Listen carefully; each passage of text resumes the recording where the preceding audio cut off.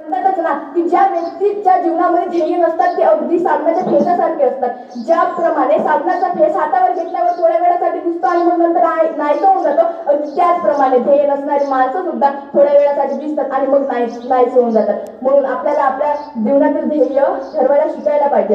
काही मानव म्हणतात की ज्या माणसाच्या आयुष्यात ध्येयच नसतो तो अगदी शेपूटरहित जनावरांसारखा असतो. म्हणून आपल्याला आपल्या आयुष्यात ध्येय बनवायला शिकला पाहिजे आणि त्या ध्येयावर काम करायला शिकला पाहिजे, असं डॉक्टर बाबासाहेब आंबेडकर म्हणतात.